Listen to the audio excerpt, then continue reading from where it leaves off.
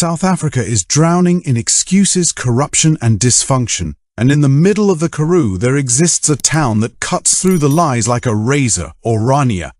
Now imagine not one, but 10 Oranias. This isn't a defense of Orania, it is a brutal wake-up call to a nation that has mastered the art of blaming and forgotten how to build. For those sick of the political theatre, tired of empty slogans and ready for a real confrontation with reality, this is the conversation they've been avoiding. South Africa is not collapsing because of apartheid, nor because of colonialism. That excuse expired decades ago. The country is a mess because its people have failed to build, because the political culture has replaced responsibility with outrage and discipline with chaos. Orania stands as a functioning anomaly in this dysfunction, and instead of learning from it, many want it burned to the ground. That speaks volumes. The outrage isn't about injustice. It's about the deep discomfort caused by undeniable proof that something better could have been built. Now take that discomfort and push it further. What if there were 10 Oranias in South Africa? Not 10 Afrikaner replicas, but 10 self-governed, low-crime, economically productive towns built by different communities. Towns founded by Xhosa people, by Zulu-speaking South Africans, by coloured communities, by Indians, by anyone willing to put in the work required to build. The idea shouldn't be radical, but it is, because it exposes everything the current political class wants to hide. Orania began in 1991 on a piece of land nobody wanted, with just 13 residents. Today it has close to 3,000 people, its own bank, its own local currency, a 2% unemployment rate, and almost no crime. There is no police station. It isn't needed. In a country where over 75 murders occur daily, Orania has experienced only one violent incident in 3 decades, a murder-suicide in 2025. That's not mythology. That's not a theory. Those are hard facts. While billions have been poured into townships like Soweto, Khayelitsha, and Alexandra since 1994, what has been produced?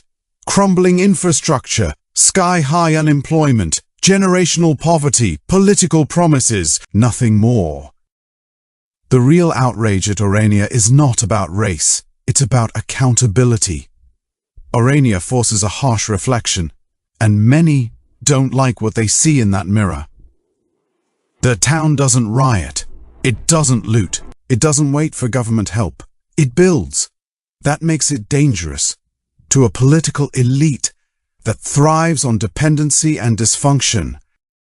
The economic freedom fighters want Orania dismantled.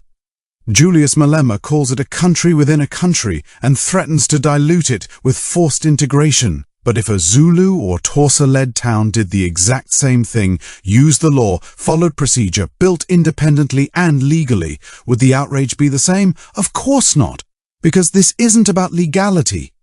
It's about control. Imagine a Zulu-led Orania in KwaZulu-Natal, powered by solar with local schools and economic systems.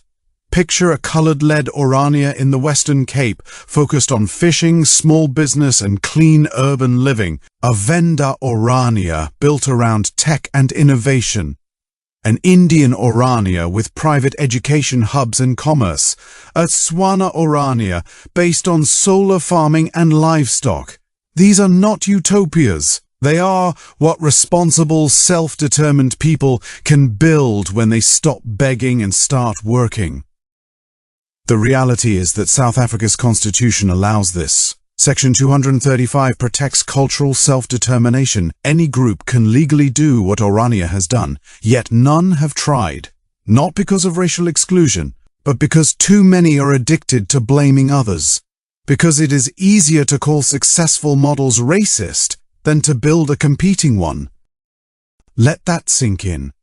The outrage isn't that Orania bans people. It doesn't. Its entry rules are cultural. Fluency in Afrikaans, a clean criminal record, and willingness to contribute to the community's values. That may be exclusionary, but it's legal. And any other community could adopt similar standards aligned with its own culture.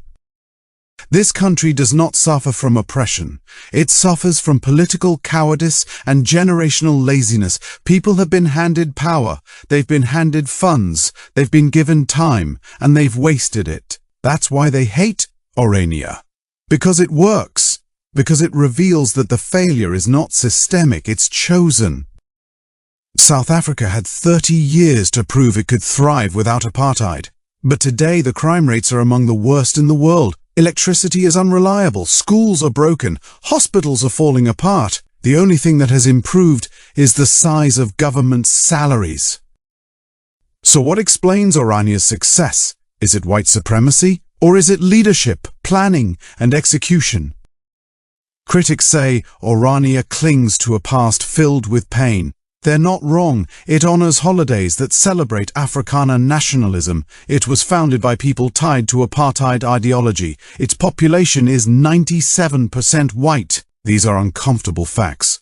But here's the legal truth. It remains within the bounds of the South African Constitution.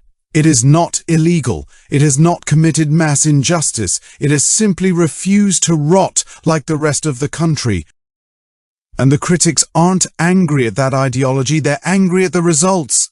Orania has built a parallel system and it's working.